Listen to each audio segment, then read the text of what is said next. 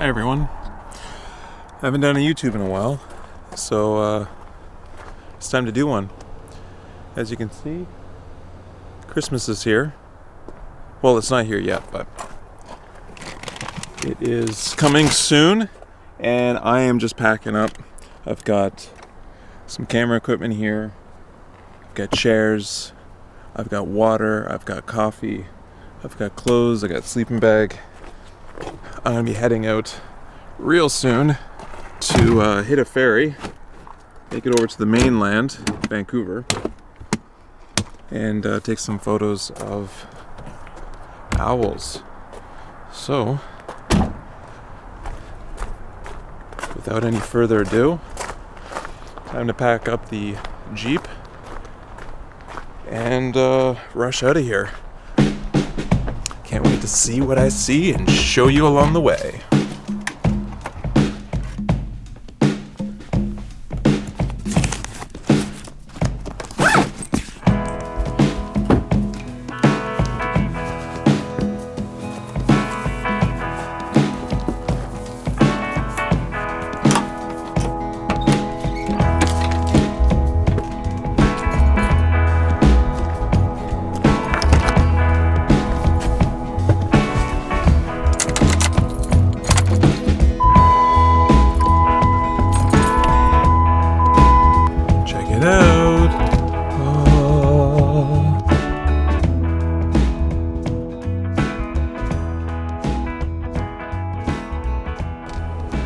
Merry, Merry Christmas to you. Good morning, everyone. I made it over to the mainland. It's the next morning. I'm just packing up my camera equipment. Already some good signs. See, there's 3 big eagles up here. Plenty of fields out here with mice and moles, and the short-eared owls are looking for food during the winter months.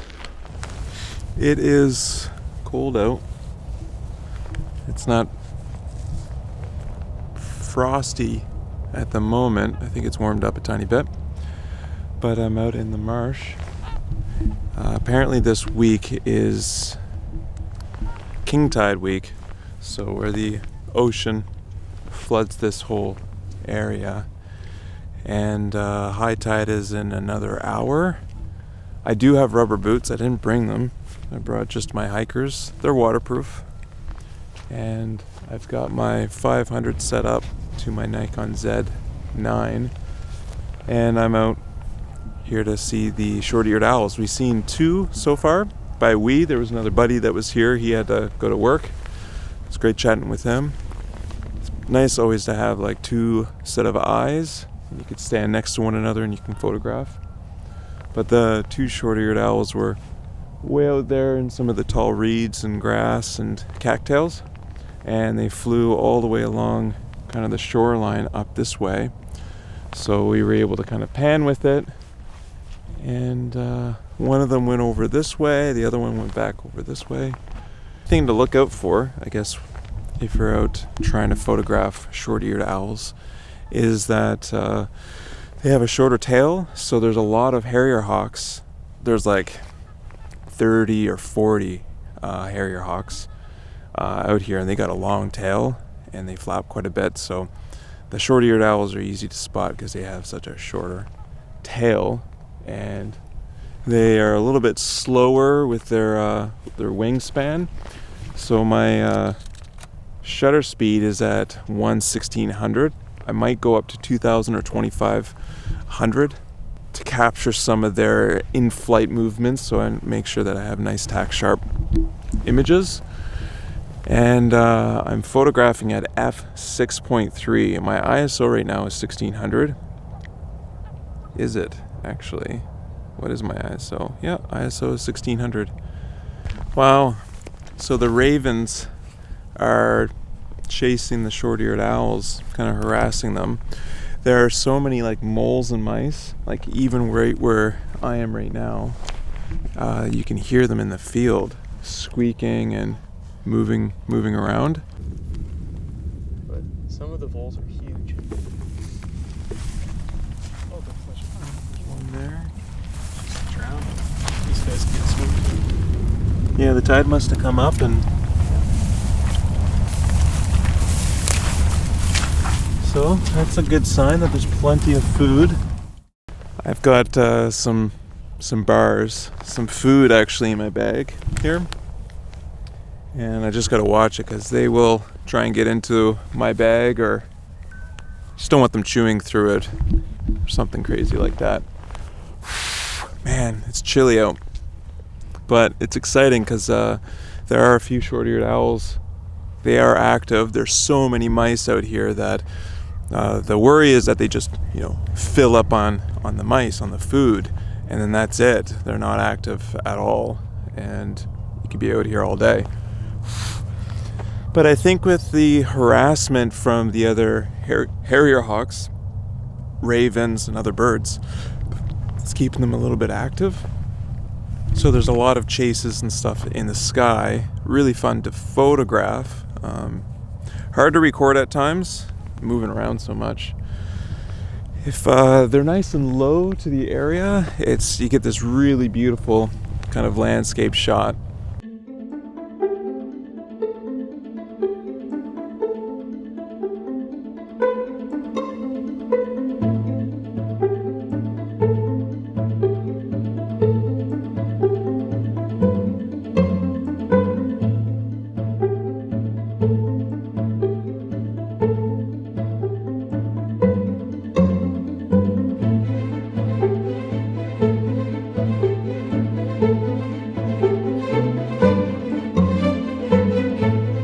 I'm all camoed out and kind of hiding myself here in this tall brush. One, so that the wildlife, the birds flying over and stuff, don't really get too startled or spooked by me. I kind of blend in. But two, just because there's other birders and hikers and that sort of thing, and I don't really want to be in their shot and be noticed. So the camo actually is more for humans than it is for wildlife, because let's face it, they know I'm here. They can probably smell me. They can see me from, I think, eagles. It's like 2 miles away. Like, yeah, it's pretty crazy.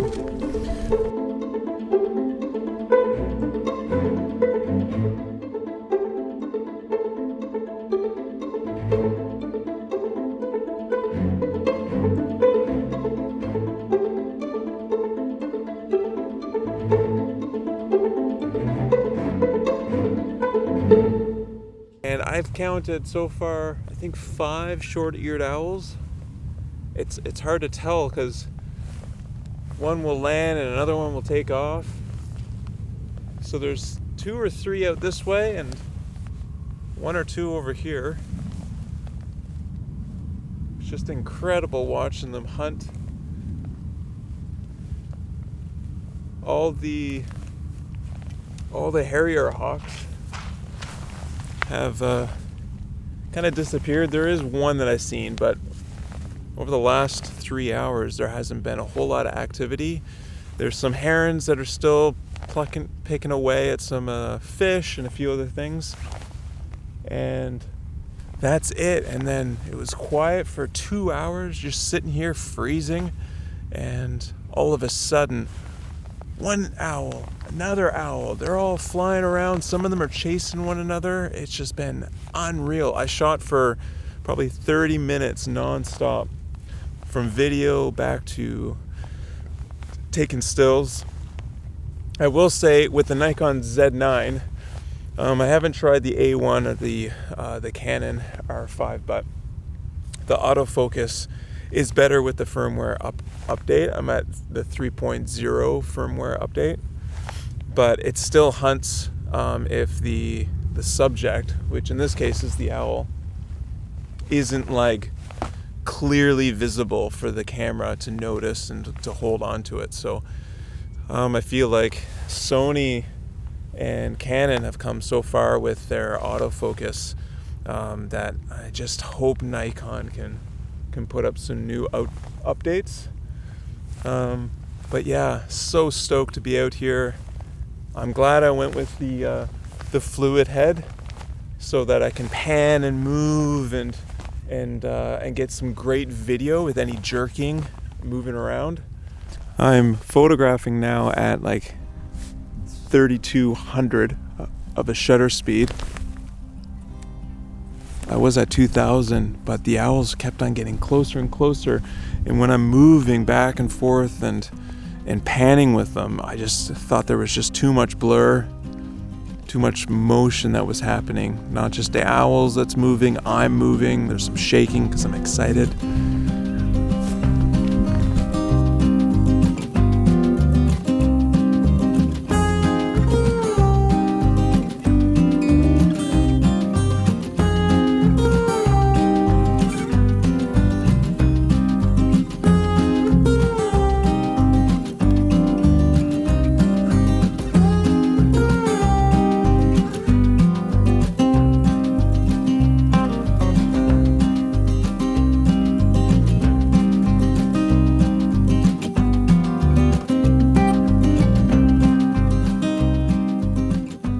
Here are some of the tips that I've learned while being out photographing these short-eared owls.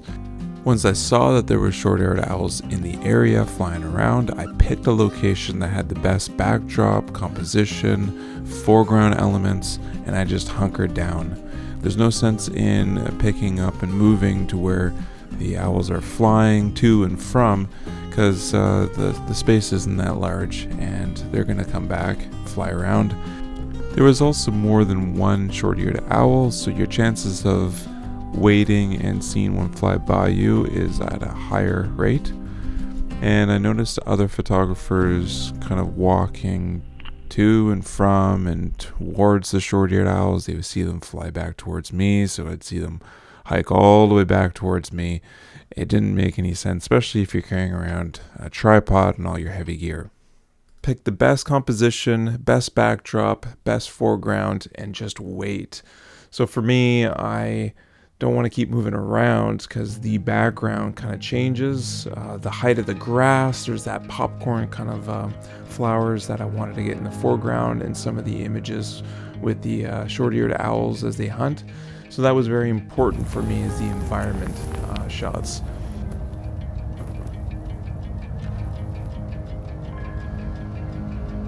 I find the best settings for owl photography is, first and foremost, your shutter speed seems to be king, to be able to capture the birds in flight. Now, the short-eared owls can move quite fast, especially when they're chasing one another or they're being chased. And so I found that when they're far away, about 1/1600th of a second was a great shutter speed. I'm sure you can go slower than that, but since I'm moving, there's the tripod and there could be shaking from wind. They're moving. I figured 1/1600th was as slow as I wanted to go.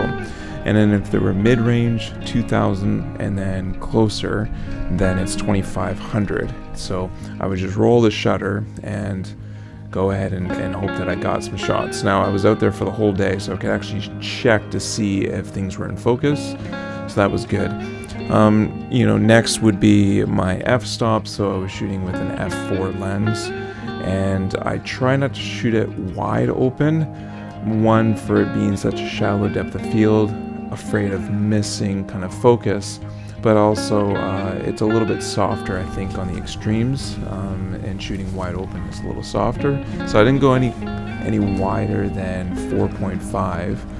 I think the highest in my sweet spot would be f6.3, but sometimes you just don't get the light that you need. And then my ISO, I had it on auto ISO, so shutter was locked in. My aperture I moved here and there at times depending on the lighting, and then my ISO kind of just filled in the blank.